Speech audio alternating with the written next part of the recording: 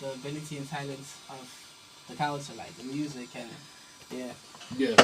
Yeah, yes, sir. I mean, you know, when I'm listening to you, man, you're very true into yourself. You know, you're very true into the culture that we call it hip hop. Basically, you know, you're not Yes, just sir. you did it because you want to rap. We can just tell. You know, we can just tell if you want to rap. I don't cheat the bit. You know, Yeah. you present it kahle in the culture. You know, so ubani wena ngathi introduce hip hop because we could have done apart from hip hop we could have done all kind of genre corner music, but it just chose with me. Now I want to express myself with this movement, you know, with this culture, with this raps, with this hip hop thing.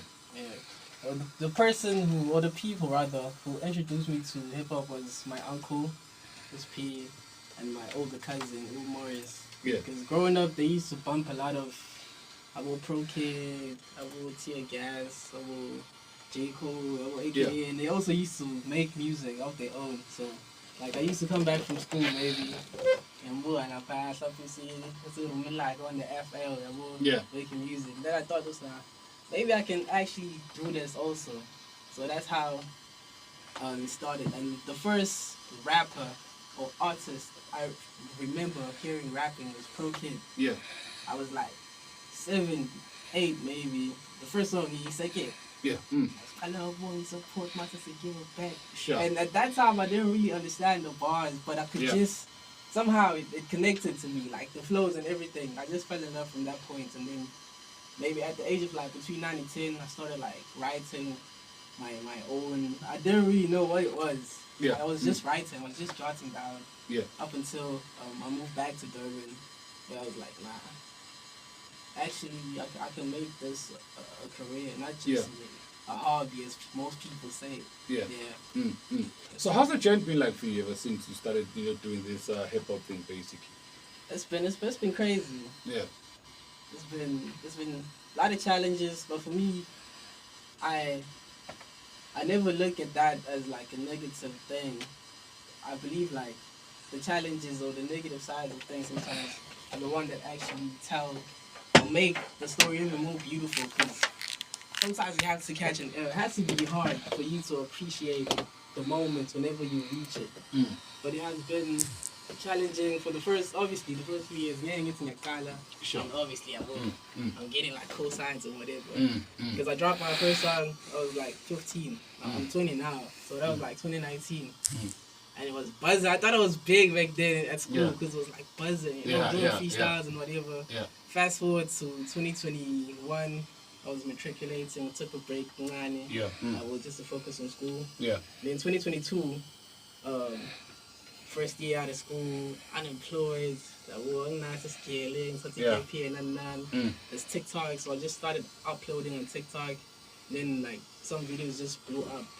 Yeah. Like the views were mad crazy, and then I used to get like people from the industry. Like that was the first time getting like Beast, Slicker Online, all these big pages and like artists just reaching out to music scene, don't apply. Yeah. So from there it has been like up and also ups and down because I'm in school also now. At DUT. So sometimes it's challenging to balance the two.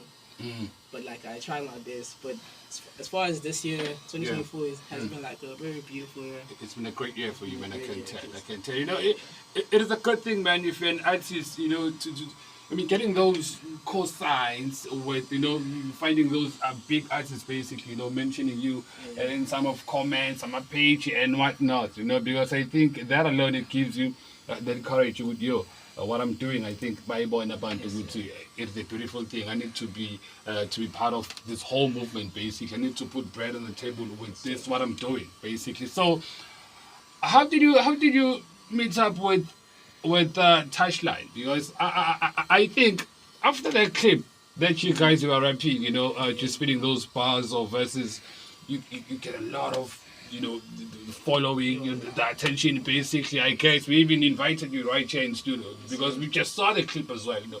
So how did you meet up with Touchline, and also what would you say the impact that, you know, ukuthi nihlangane Touchline, iphi impact ngahlabe icareer yakho mhlawumbe ikhule kangakanani ekutheni ugcine kuno Touchline hlangana naye ekufaka kubani and stuff like that? Okay, the link up between me and Touchline happened this year when I was in Jersey in June. But we had actually spoken like previously last year actually, like around June, July, through a mutual friend who was Pepe who he's a photographer and he does visuals and stuff. So they were shooting a video and he was like, "Sit, this kid, Jay Carlton." And then we spoke on the phone. And for me, that was huge because Touchline is like, I look up to him a lot. Like my favorite SA rapper. So that was huge. And then fast forward this year, like I vibe to Jersey. I'm just taking chances, you know. I'm just hitting up people. I'm all cycle beats. I know if I can put myself in the right spaces, I can actually meet up with these people. So if I can get someone who's close enough to Touchline, I can maybe meet him one day. And then I hit up Cyper. Like, maybe I got to Jersey on the 20th. 2 days later, I'm teamed up on the 23rd, invited to the studio. You know, like he was cooking up beats. Like 30 minutes later, Touchline walks in. I was like starstruck for a bit. You know what I mean? So that was crazy for me, just to see him in the flesh, like to share a seat with him. And it goes to show Hootie, like, you're not just gonna meet these people, you have to put yourself in those spaces. And it became easier for us to speak because we had spoken before, like a year before that. And like the impacts that link up had has been crazy because I gained a lot, like a lot of fans, a lot of loyal fans, because Touchline is a very loyal fan base. So like I gained a lot, like because when I pulled up there, I had like maybe like around 5K followers on IG because I was already pushing Vela TikTok like more.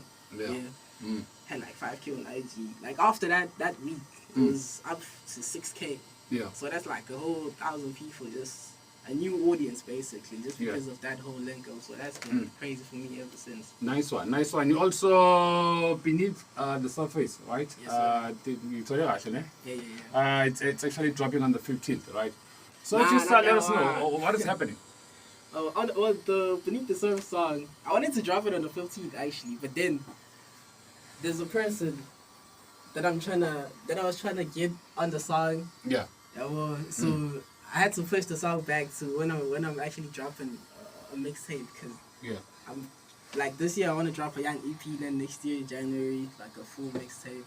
So I'm pushing that one, but I got a couple of joints that are coming through with Umtunga Mbulazi. I don't know if you know him. Yes. Yeah, and just a couple of other songs. I think he's the only feature there. Yeah. So yeah, people must just look out for that. And Beneath the Surface, just speaking on that, it's like my favorite verse that I've written in a while. So it's a very special song. Yeah. Yes, that's why I had to like push it because I just felt that connection between that song was not this. I need people to hear it at the right time and with the right preparation and stuff. So yeah. Nice one, nice one. So apart from you gonna be, dropping something in a couple of days to come, so what else are you working on right now? Yeah. What are you busy with right now? The mixtape, as I was saying. Yeah.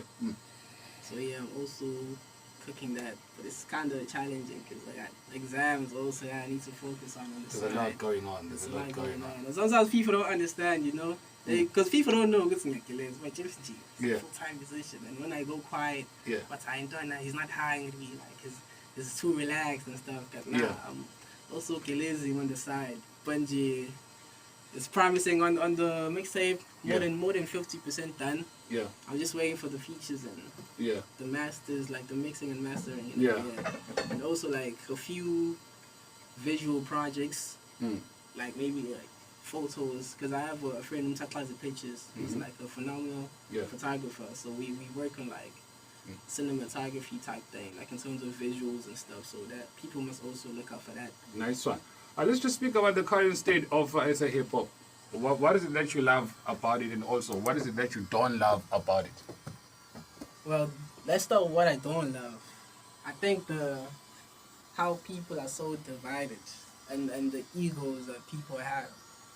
Because when you look at like other genres like piano, like not everybody's gonna get along obviously, but the sense of it is unity and just supporting one another and just putting like my ego aside. Just because I'm this big artist doesn't mean it's when so hip hop is missing that. Niggas think they too big for the hood. And in that if you push a zone, like what Java is doing now is beautiful with the Quellas and stuff. So yeah, like just being divided and the egos is what I really don't like. But on the upsides, especially this year, hip hop, for the past 2 to 3 years actually, hip hop has been like beautiful. Like especially this year has been like my favorite years for hip hop. Like aside from I just love how diverse the hip hop culture is. How many different flavors we getting from different artists. Yeah, and like the music that we getting is just as beautiful, bro. Yeah. Like because people say hip hop is dead, but they just listening to the wrong hip hop. Well, there's the hip hop that we. What is the wrong hip hop? What is the wrong hip hop? It's the one they're listening to. You see what they say? It's dead. Who are those artists? Who are those artists that are doing wrong hip hop? I'm not listening to them, so I can't drop them. But if people are listening to the wrong thing, well, if you're listening to the right artists, you can never say hip hop is dead because it's alive and it's in the youth. I hear you. With that being said, right? Can I give you a beat so that you can just give us like true bars? Because you just letting us know that some people are listening to the wrong hip hop. Can you just give us purely hip hop? Can you do that? Can I give you a beat right now? Yeah, for sure. Let me do this. Forever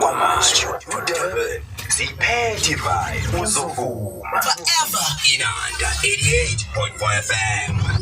Today, best radio.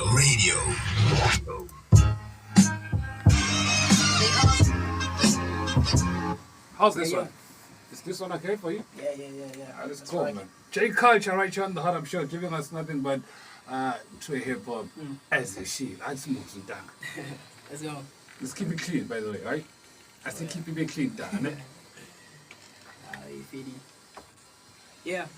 Young O'Shea with an AK, armed and I'm ready. No, they pray I lose my balance, but I'm calm and I'm steady. A lot of baggage that I carry in my heart and it's heavy. Almost gave up a couple times, but nigga, God wouldn't let me. So maybe I'm really here for a bigger purpose. But sometimes the pressure make me feel like a nigga worthless. It's hard to be a man, we never speak but the things that hurt us. So we gotta laugh and smile when we really down beneath the surface.